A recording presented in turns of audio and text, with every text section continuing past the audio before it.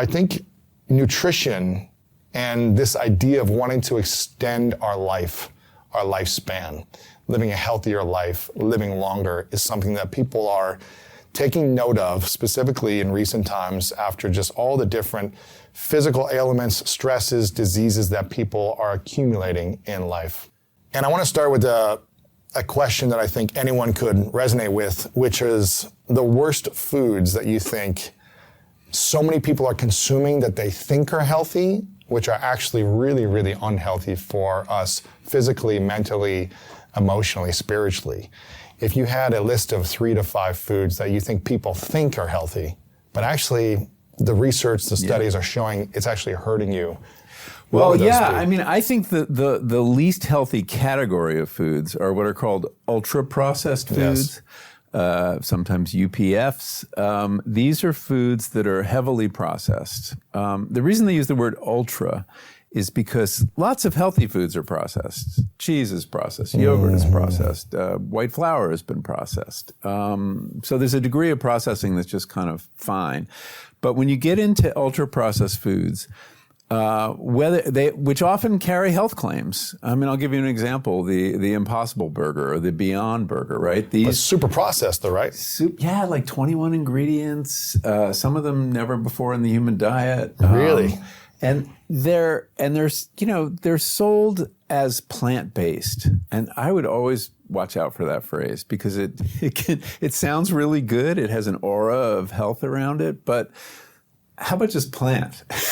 Right. Why plant-based? One ingredient. Carrot. Exactly. One ingredient food. Yeah, that's lettuce. A plant-based root. And so, but in fact, it's got these 21 ingredients and lots of novel things and emulsifiers. And bonding. Methyl cellulose is the glue that holds it together. I like them. I have to say, they're tasty. They're a pretty good synthesis of meat-like experience. But it's an ultra-processed food. And we do know that ultra-processed foods as a category, which now represent more than 60% of the American diet, which is astonishing, are bad for us in many ways. And we have really good research suggesting that. And I'm not speaking any specific one. There's no research that the Beyond Burger or Impossible Burger is bad for you, but the class that it is a part of is. And so you've got people eating great amounts of this and not even knowing the difference. You know, a frozen pizza versus a real pizza, it looks the same, but to make it last as long as it lasts in your grocer's freezer, you have to add all sorts of chemicals to it. Interesting. And products. Now, the best definition of ultra-processed food is it's made with ingredient. It's something you couldn't make at home. You don't own methyl cellulose. It's not in your pantry. You don't have emulsifiers. You don't have and you need a factory to make these foods. So if you look at the label and you see stuff you don't have in your pantry or a normal person wouldn't have in their pantry, that's an ultra-processed food. Stay away. So I would say that's the big category, the plant-based ultra-processed food, because plant-based has this aura about it. Is there meat-based processed foods that are worse than plant-based processed, or does it really not matter? I don't know that it matters. I don't think it's an important distinction. Gotcha. You know, a lot of the ingredients in processed food, if you look at the label on a Twinkie, I don't know, there are a lot of ingredients. A very high number of them are derived from a plant, specifically from corn. A lot of the American food system consists of growing huge amounts of corn, and this is commodity corn, this is not corn on the cob.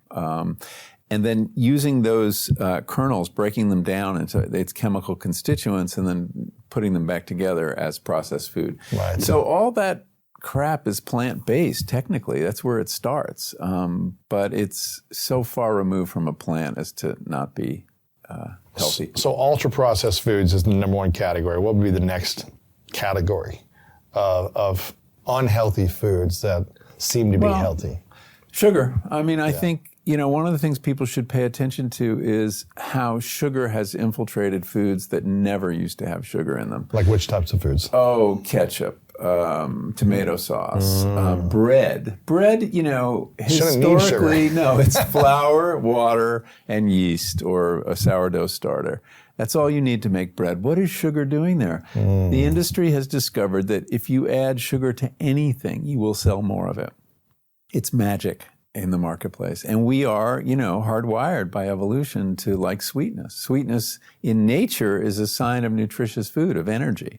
You know, it's ripe fruit. And so the problem with a lot of the modern food industry is that it takes these, you know, inborn qualities we have, like we like sweetness, we like fat, the sensation of fat, because these are, you know, flavor is the brain system for making, you know, evaluating nutrition in nature, and it works really well until you learn how to fool it, and that's essentially what food science does. We can make you think you're eating a strawberry when you're eating cardboard. Like a candy bar or something. Yeah. And we can think you're eating sugar, drinking sugar when you're drinking a diet soda. One of the really interesting facts about diet sodas, of zero-calorie soda, is that people don't lose weight. Why is that? Well, one of the theories is that your body, experiencing sweetness, prepares for sugar, releases insulin, and gets all ready, and then doesn't get the sugar, so you crave it, and you will get it somewhere else. You'll get it in a piece of white bread, or you'll reach for a pastry or something like that. So you end up consuming just as much sugar, just not in that diet soda. So what's worse, the diet soda or the regular soda? I would, if you're going to drink soda, and soda, you know, you probably shouldn't drink or make a very special occasion food. I really don't like saying don't eat anything. I think the key distinction is this a daily routine food that you should eat whenever, or is this a special occasion food? I would put soda in the special occasion. Sure. And if you're going to do it then, would you do the diet soda or the regular soda? I would do the regular soda. Why screw around? I mean, no, I mean, there's a recent study out about erythritol, which is an alcohol that's very sweet, and that's going into a lot of processed foods, and they've just recently found that there are various health problems associated with it. I mean, you know, our body understands sugar, our species understands sugar. Let's stick with what we have a long history with, and not go with these novelties. So why does our body think we're having something nutritious when we have something sweet, even though it's high fructose corn syrup as opposed to a fruit or a strawberry or, you know, a blueberry? Why does it think this is nutritious just because it tastes good? Well, because we have this. I mean, we inherited this. It's not one gene, but a liking for sweetness. Just because, let's say you're in nature and there's a lot of berries out there, and you taste some, and one is like really sour or bitter. That's a sign of an alkaloid, which can be a poison. Whereas sweet is usually a sign that it's something safe to eat and will give you some energy. So in the state of nature, our senses are very well tuned to the environment and our bodies and can negotiate between the two. But once you start creating synthetic flavor, we're lost. Our bodies don't know. Right. Now, it's interesting, we're fooling our bodies into thinking they're eating meat with some of these plant-based burgers. And what are the implications of that? What are those? I don't know. We haven't studied that yet. So we've studied it with we've studied it with diets that are, you know, artificial sweeteners, I guess, right? Well, there's a very interesting study that was done at Yale where a scientist looked at the relationship of expected sweetness and actual sweetness in when the amount of sugar in a drink matched the expectation that we had, you were better off. And when it was off, either the soda, they did it with a drink. I don't know if it was a soda. If the sweetness was greater than it would be if it were sugar, or less than it would be with sugar, things went wrong. In the body. In the body, yeah. So it's almost like match the amount of sugar to the sensation that you have. Yeah. Make sure it's pretty close. Yeah. If you want your metabolism to work correctly. Because we have this very, highly attuned insulin metabolism. And that's what goes awry when people get overweight. It's just not working right. So we shouldn't lie to our bodies. We shouldn't let our food lie to our Don't bodies. trick it and say, this is really healthy, even though it tastes really sweet. Yeah. Maybe it's not the right thing. Yeah. So how do we, we're so addicted to pleasure sensations, it seems like, physically as human beings. How do we learn to intentionally eat for pleasure and also for nutritional value, but not get caught up in eating so much sugar or processed foods that give us this heightened sense of pleasure quickly and easily? Well, I came up with my 7-word mantra when I was trying to figure out how I should eat. Eat food, by which I mean real food that isn't synthetic, that isn't lying to your body, that people have been, eating for a long time, that your grandmother would recognize as food, that contains ingredients that a third grader can pronounce. I have all these, food rules, and then the second part of the mantra is not too much, and that's the hard part for people, and mostly plants, and not all plants. I don't think meat is bad for you. I think it's perfectly nutritious food, but the more plants in your diet, the healthier you will be. Why? Well, plants have, first of all, we've been eating plants for, 300,000 years, as long as we've been around as a species. It's the main thing we eat. We would get lucky when we hunted and, or caught animals to eat meat, but the mainstay for most diets has been plants. Plants are full of nutrients that we need, phytochemicals of various kinds, antioxidants, the most famous, and they're really important. And you get those. All plants produce antioxidants. They have to survive. It's how they deal with all the solar radiation they're getting, and that is cancer preventative. Does all sorts of things. But the other thing that we're now understanding is so important about plants is that their cell walls we know as fiber. And fiber is essential. We're learning the two biggest discoveries I think in food is this research around ultra-processed foods, and the other is this research around the microbiome. Yes. And that there are 10 trillion organisms you share your body with. They have the majority, actually. Right. There are more of them than there are cells of you. And that microbiome turns out to be critical to our health. 10 trillion 10 trillion microbes in your gut. Microbes in the gut. Yeah. And they have such a powerful effect on our health. And to be healthy and diverse, because you want a diverse number of species of these microbiomes, what they eat is fiber. They eat plants. They're not interested in other things. They don't deal with sugar. They don't deal. All the kind of immediate gratification processed foods are absorbed in the small intestine very quickly. They're designed for that purpose. Ultra-processed food has little or no fiber. But fiber is what these microbes need to be healthy. And when they're healthy, they're producing lots of chemicals, byproducts, some of which, are important to mental health too. I don't think, the link between the microbiome and your mind has only recently been established, but it has been established. And for example, most of the serotonin in your body is produced in your gut. And we need that for a whole lot of different reasons. So that's the best argument for eating lots of plants and a variety of plants, because there are many different types of fiber and many different types of antioxidants. So the recommendation is you eat 30 different plants a week. 30 different? It's not as hard as it sounds. Really? Coffee is one of them. Okay. Yeah. That's one. There you got one plant there. But there are lots of plants that you're eating without thinking about it. Sure. And but if you think about varying your diet, you had some strawberries or blueberries this morning. You're going to there's lettuce on your sandwich at lunch. There's plants in the bread of your sandwich. It's not that hard to hit 30, I think. Sure. Unless you're eating a lot of processed food. Right. Now, in terms of the story of longevity, living a healthy, longer life, how important is it to have meat in your diet in order to maintain muscle mass and strength as we continue to age? How important is meat for building muscle? Well, I think protein is important for building muscle, and protein is important for healing. The reason that athletes consume a lot of protein after they've had a big performance is that they're rebuilding muscles that have been torn down. Yeah. But you can get protein from plants, and people overlook the importance of that. You can get it from legumes or beans and tofu and things like that. And it's just harder. You have to put more thought into it. I don't know that meat is necessary for longevity. I don't know that I haven't seen research to that effect.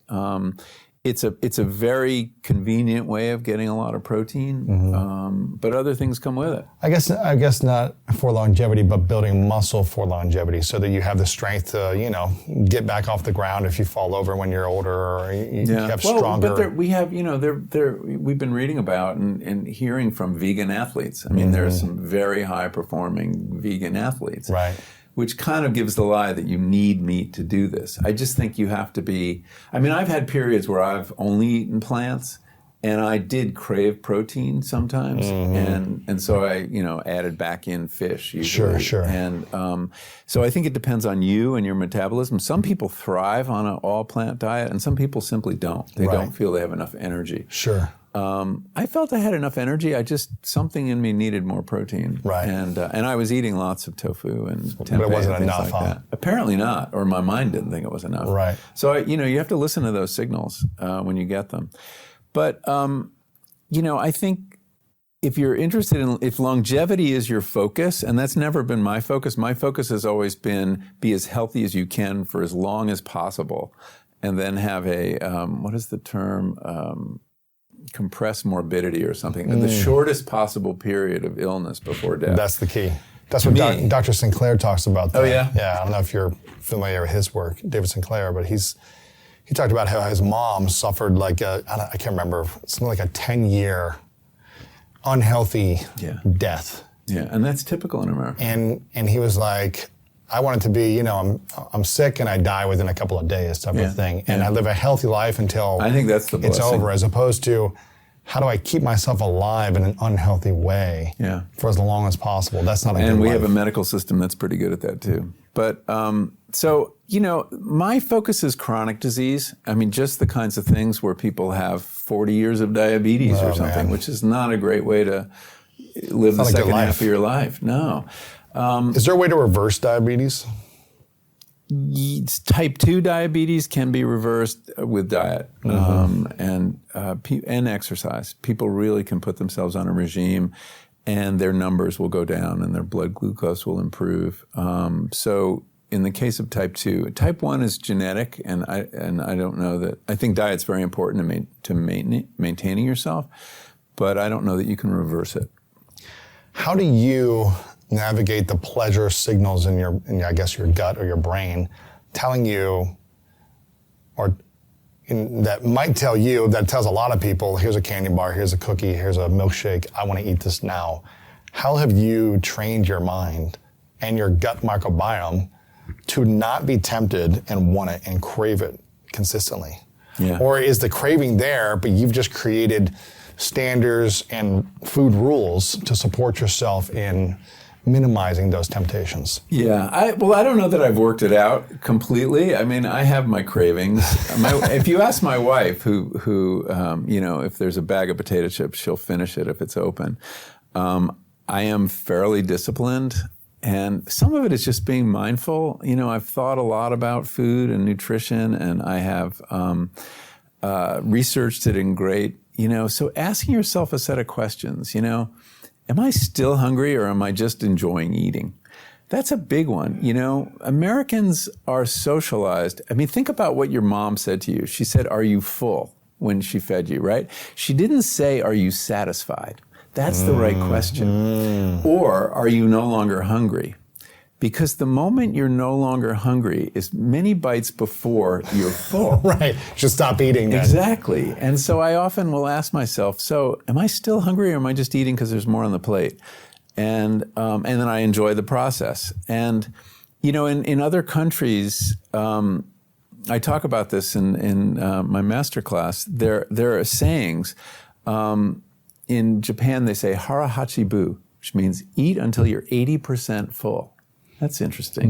And in the Arab world, they say you should eat till you're 3/4 full. In France, they don't say, parents don't say to kids, are you full? They say, do you still have hunger? And so it's a different way of socializing appetite. In America, it's like, Eat until you cannot eat anymore. Exactly. Way past hunger. Way past hunger. And there's 2 more courses to come, so we got to finish them. Yeah. So the goal is satisfaction. It's not making yourself full. Before the interview continues, if you feel like you're not living your most authentic life, not leaning into your purpose, and not living the life that your future self would be extremely proud of, I've written a new book called The Greatness Mindset, and I think you're gonna love this. Through powerful stories, science-backed strategies, and step-by-step guidance, The Greatness Mindset will help you overcome all the different challenges in your life to design the life of your dreams and then turn it into your reality. Make sure to click the link below in the description to get your copy today. Okay, let's get back to this video.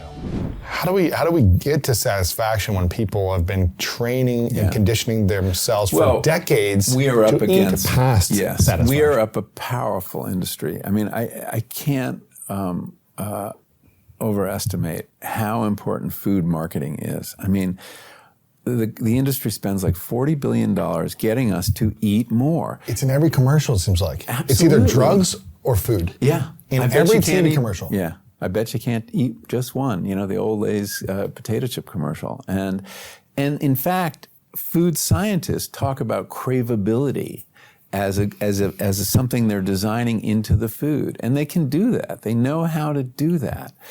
And we're being manipulated by the food science and the marketing. So it's a struggle because in other countries, America's somewhat unique in food because we don't have a single old traditional food culture.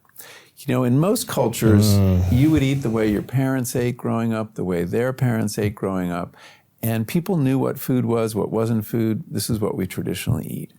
In America, since we're a mongrel nation, drawn from so many different cultures, immigrant nation, we don't have a single dominant food culture. And I think that has left us vulnerable to marketing and to fads. And so America will change the way it eats overnight. I remember the low-fat craze, that was like when I was growing up, fat was the evil nutrient. You shouldn't eat fat. And then suddenly in 2002, I know exactly when it happened. It was like, it's not fat that makes you fat, it's sugar that makes you fat, carbs. So then we had the campaign against carbs. And overnight in 2002, and it was one article published in the New York Times. Was Atkins or was that? Atkins was behind it, but it was a writer named Gary Taubes. And it was like, what if it's all a big fat lie? It was a cover story in the Times. Good headline. Good headline. And suddenly, like, donut companies were going out of business, and bread companies were going out of business because everybody was demonizing carbohydrates. Wow. And we're still kind of in that world and celebrating protein. Protein now is the good nutrient. Carbs are the evil nutrient. Fat is, depending on what world you're in. If you're in the keto world, fat's fine. If you're in the right. So we're crazy about food. We really are confused, fashion conscious, fashion driven, and it's no wonder because we're getting these messages. The grocery store is full of foods being sold on the basis of health that aren't healthy. So no wonder we're confused. The food in the supermarket that screams loudest about its virtues is all in the middle aisles. It's all processed food with packages. The healthiest food is the produce section, where the food is like sitting there quietly because it doesn't have packages. Yeah, by the corner. Yeah, there's no packaging. It's intimidated. You're starting to see some, like, I don't know, Apple companies putting a plastic, wrapping in bags, and here's some marketing behind this. Yeah, but I mean, the real health claims should go on that stuff. Yes. But of course, farmers don't have money to they don't do that. Research the health claims. I'm curious. It's, I don't know the statistics, but you mentioned about marketing. What did you say, 40 billion a year? Is that what you said in the food industry in terms of marketing and ad spend? And to compare that to how much the government spends informing us about health in food, the food pyramid or whatever, my plate, and it's the equivalent of a single SKU, a single product from Frito-Lay. Oh my gosh. And so the message, any kind of health message about food is drowned out by the marketing That's message. crazy. So $40 billion a year on the food industry to market you products that probably 99% aren't actually healthy. Yeah. And that are formulated to scientifically get you hooked. Get you to eat more. And play on your dopamine system and, you know, give you those kind of satisfactions. I want this now. And people might say, well, you know, your parents cooking for you, they're also trying to get you to eat. But they're not trying to get you to overeat. Yes. Your parents are trying to satisfy you with food, and the food industry is trying to addict you with food. That's very different approaches. Where do you know how much the medical world, the drug industry spends a year on advertising? I don't know that number. I'm curious what that is, but I'm curious your thoughts. If there was a law that banned all food marketing and all drug marketing, because I believe these food marketing and the drug marketing is making us sicker. Yeah. It's not helping us get to the root of healing intuitively and organically. It's masking, it's putting over layers and confusing you. It's telling you you're going to get healthier, but it's not the case. If there was a ban against all food marketing and all drug marketing on everywhere, TV, podcast, everywhere, do you think the country would get healthier, or what do you think would happen if there was no marketing for food or drugs? It's a great question. I think we'd be a lot healthier. I think we would. I think culture would step into that gap, and culture has a lot of wisdom about food, and we don't listen to it nearly enough. Or science would step into the gap too, and we'd get our scientific information not from pharmaceutical companies as we do now. The other interesting phenomenon, though, is how much of those pharmaceutical products you see advertised on TV are expressly designed to undo the effects of a diet. Right. Yeah, and it's a lot of them. Everything for diabetes is about dealing with, type 2 diabetes is a product of the food system, right? I mean, rates have gone up with obesity, and that we are spending, so we spend about 3/4 of all spending in healthcare goes to treat chronic diseases. Of that, how much is that related to smoking, food? Some of it's smoking and alcohol. If you take out alcohol and smoking, how much is related to food? It's something like $500 billion out of $750 billion. Oh my gosh. It's a huge number. But how much of chronic disease is related to food and nutrition? Most of it. Versus smoking or drugs or alcohol? Yeah, most of it. 80, 90%? Food, no, the American diet, the standard American diet is what is killing most of us. That is what most people die of. And I'm talking about several types of cancer that are linked to it, heart disease obviously linked to diet, and diabetes, which has become a really big killer. It is the way we're eating that is doing this to us, and that we could save a fortune by changing the way we eat in healthcare spending, and no doubt we could improve longevity as well.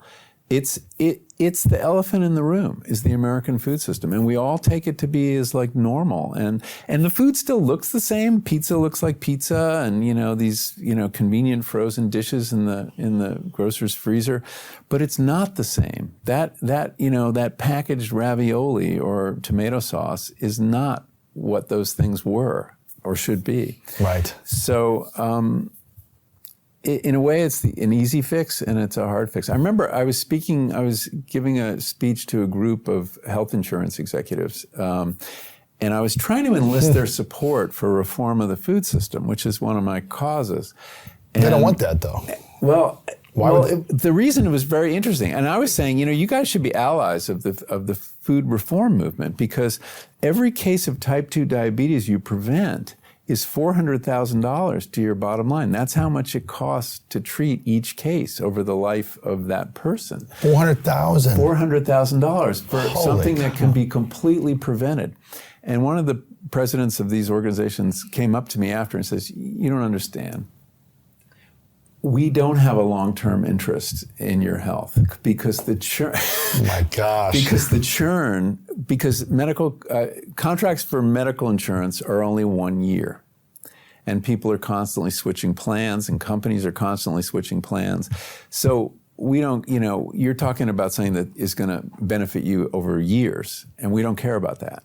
And I realized there's a simple fix. How about 5-year contracts for health insurance? That would completely change the incentives for the insurance company, and they would start talking to us about prevention. Interesting, because they benefit when we are sick. Well, I don't know that they benefit, but they don't benefit when we prevent. When we're super healthy. Yeah. So they're not invested in preventive medicine, and that. Wow. And the drug companies aren't. Oh, they benefit enormously when from we're chronic sick. Disease. Sure. That's the only way they make money. Yeah, Ozempic. I mean, right? Everybody's taking Ozempic for diabetes and weight loss now. How much money are these drug companies making? I don't have any figures. It's a huge industry. Huge. And their business model too is some drug you have to take every day of the rest of your life.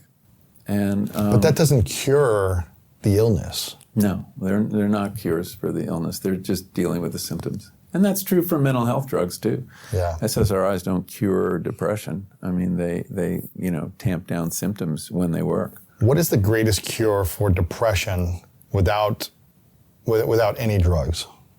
I would say exercise. It's huge, and eating real food. I think you do those two things. Now, it's not going to work for everybody. Some people have depression caused by trauma and all sorts of different factors.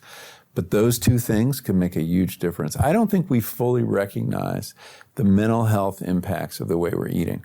When you're eating a diet that is, for example, has lots of sugar in it, you're going to be on an emotional roller coaster. I mean, watch kids with sugar, and they think that chocolate or this kind of sweetened cereal makes them happy, and it does for a little while, but 5 they minutes, crash. and then chaos. And that's true for us too. We have these ups and downs during the day that have a lot to do with our sugar, intake. And then when we get this spike, and it has to do with glucose release and things like that, and then we crash, and the solution to that is more sugar.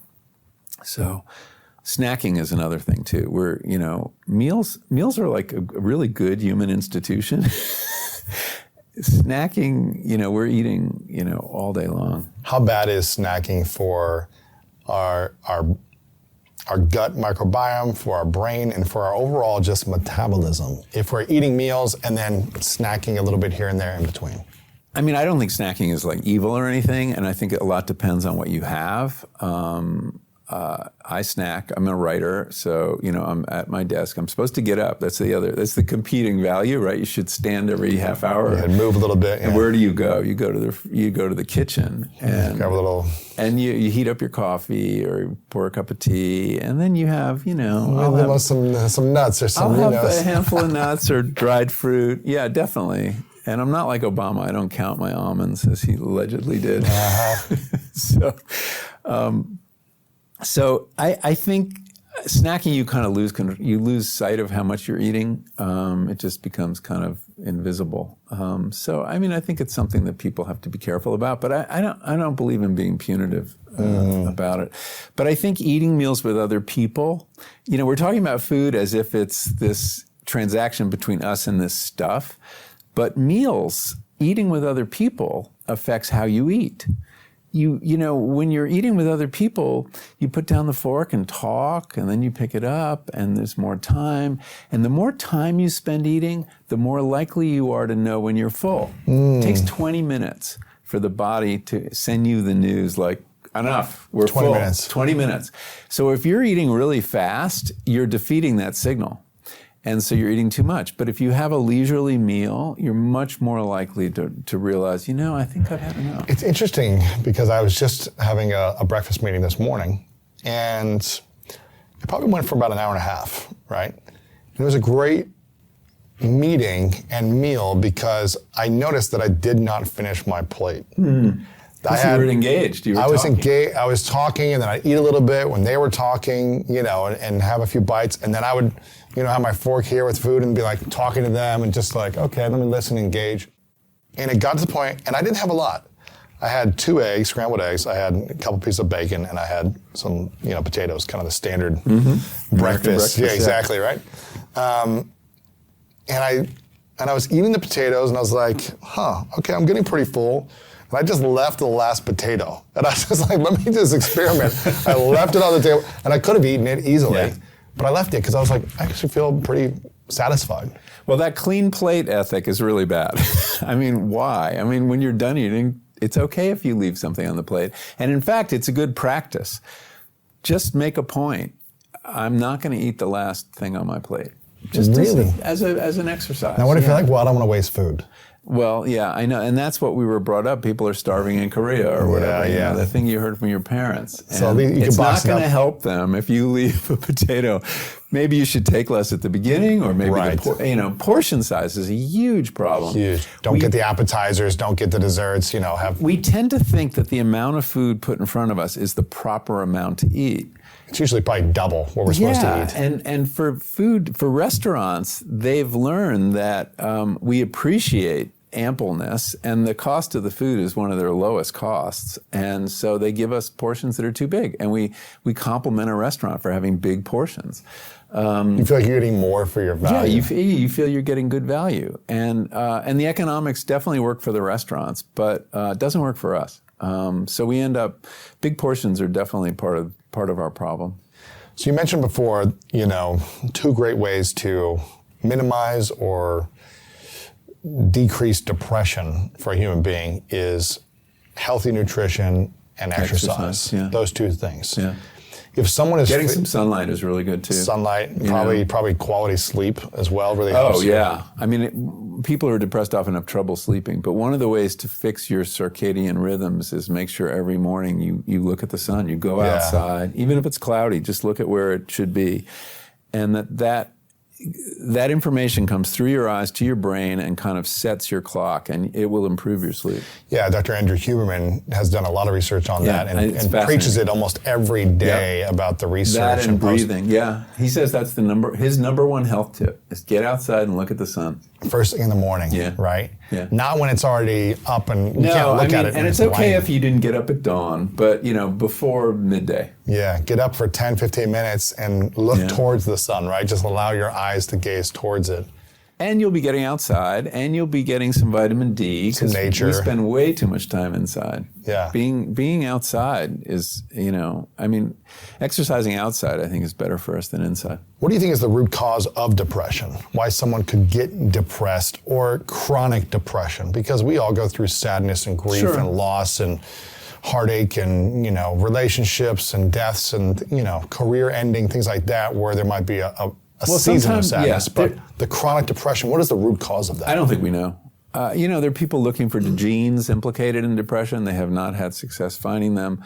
There is depression caused by events. People with a cancer diagnosis get depressed. We understand exactly why. And if they're healed or cured, their depression might lift. But then you have other people, and I've interviewed them in my research on psychedelics, who've been depressed for 30 years without a break.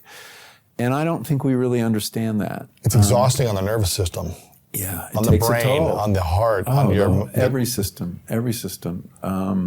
But I don't think we have a real understanding of what's going on. I mean, one of the things I've learned about mental health is that there's a lot we don't understand.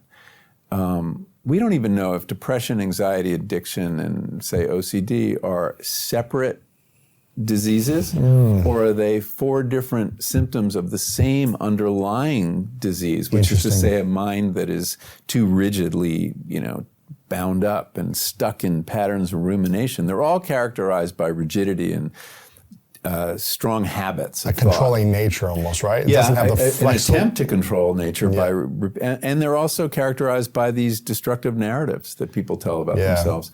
So, they're in the DSM, the Bible of diagnoses, they're listed as separate things, but I've talked to psychiatrists who say, they may all be the same thing.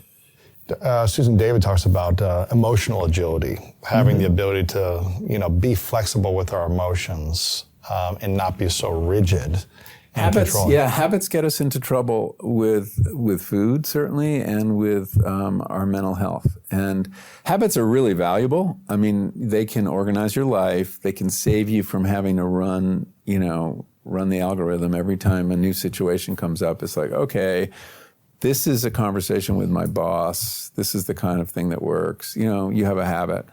But they also are straitjackets. Yes. And the older we get, the harder it is to break habits. And that's one of the really interesting things about psychedelic medicine. I'm not talking about psychedelics used recreationally, but when they're used in a therapeutic context, people seem to be able to break habits of thought and behavior. Interesting. And that's really powerful. And that allows you to start taking different consistent actions, which get you different emotional results. Exactly. And you can basically lay down the pathways of new habits, which, becomes more and more important as we age. Have you ever felt extreme depression in your life? I have had periods. I don't know that they were extreme, but I've definitely had periods that I can remember where I was depressed or anxious. I had periods when, as a teenager, I was a very anxious teenager. And then experienced some depression in my 20s, and not so much since then. And I do. Why do you think you have a pretty, harmonious emotional environment internally? Well, you're assuming that's the case, but thank you. Well, if you're not in depressed states, then you have to be at least neutral. I'm definitely not in depressed states, and I'm definitely not in an anxious state. And I think a lot of it owes to the fact that I'm mindful about my health, which means exercise. And I do a couple things. I have a whole regime. So I eat real food, not too much, mostly plants. I struggle with the not too much because I love to eat. But if you're eating real food, it's less of an issue. Overeating, a vegetable stir fry is not going to get you in trouble the way overeating a pizza is. Yeah, or a whole cake or something. Yeah, and I don't have a big sweet tooth, luckily. That's nice. That helps. I wish I had that disease. Yeah. So I don't crave dessert, and I rarely do have It's dessert. a gift. Yeah. Okay, so you eat real food. So eating real food, exercising at least 30 minutes a day. And I do aerobic exercise, and I do, floor and weight work. It's amazing the benefits of moving 30 minutes a day on how much more joy, excited you can be, how much more peaceful, how much more gratifying. The best drug there is. Yeah. It just makes you feel better. Yeah. So if you don't feel good, move.